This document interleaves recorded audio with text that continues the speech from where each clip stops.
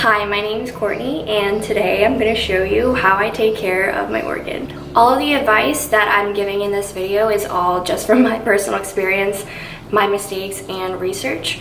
Most of what I'm talking about is based off of this podcast that I listened to from the owner of Orchid Dynasty in Salt Lake City, Utah. That's where all my information is based off of. I'm not an expert, and this is all based off of my opinion. If you think that I did a good job, or if you think that it looks healthy, follow my tips, but it's okay if you don't. And today I made this video to show you how I repot my orchid.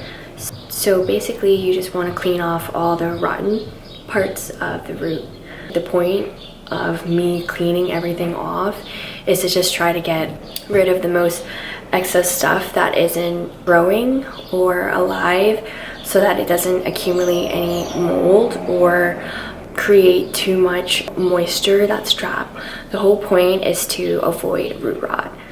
And in order to do that, you have to get rid of all the other, old soil or peat moss that was stuck onto the root. And then cut off any of the old stems or roots that were growing that are attached to the base.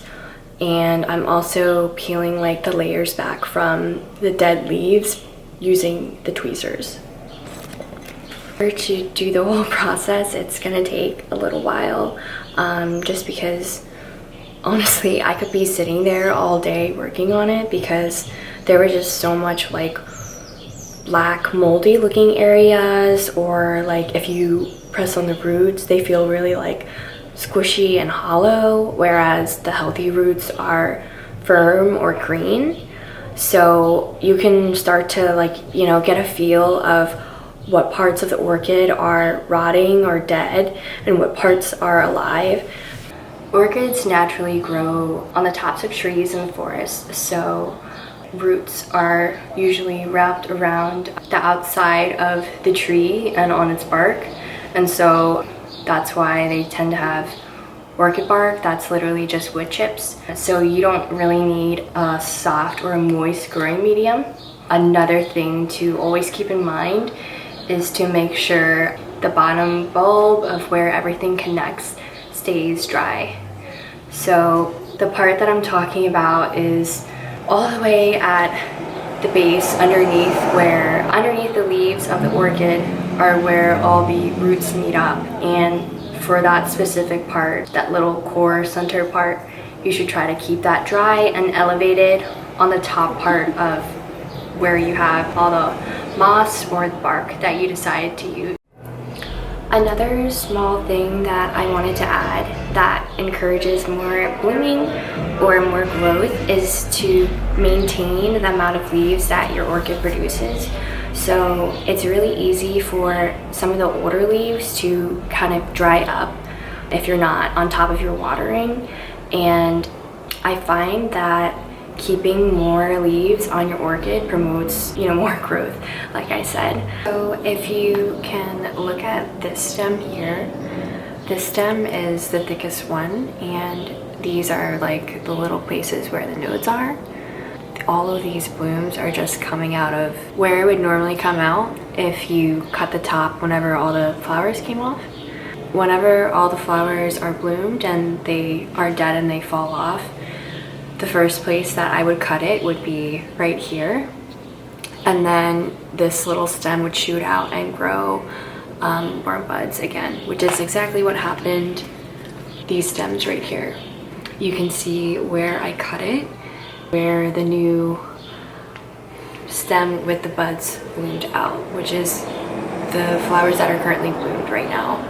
From what I found in my personal experience, if you cut down the entire stem all the way at the base after the flowers fall off, then you would have to wait longer for the blooms to show up. This thicker stem shot out whenever the other batch of flowers fell off. But as you can see, the buds are just now starting to form, whereas the buds on the tinier stem bloomed way faster. So that's why I currently have these 5 flowers that are bloomed, and then I'm just still waiting for this third one. So another little tip or secret is all of the orchids that they sell at Lowe's or Home Depot usually have this little card or sign that says 2 to 3 ice cubes. There are a couple of reasons why that is a bad idea. Usually you want to water a plant with water that's room temperature just so that you don't shock the plant. For certain plants it really matters what temperature you keep it at because it could freeze or it could die, and it's hard for plants to bounce back after they have damage from being out in the cold.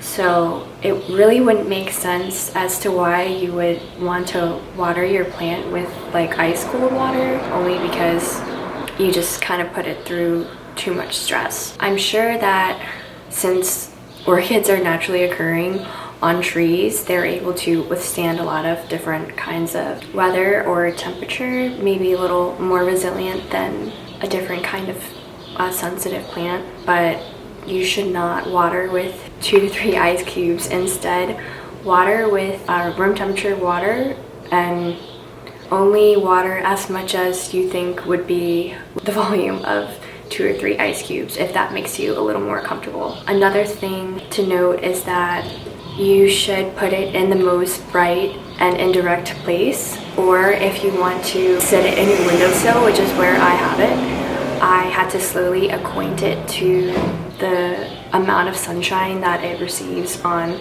the windowsill. You should just gradually move it closer and closer to the window as days go by, and that'll prevent the leaves from getting scorched, or possibly the flowers as well from getting scorched from too harsh of sunlight. I hope that my tips really help you, and if you have any other ones, please comment and let me know, or let me know if something that I told you to do didn't work.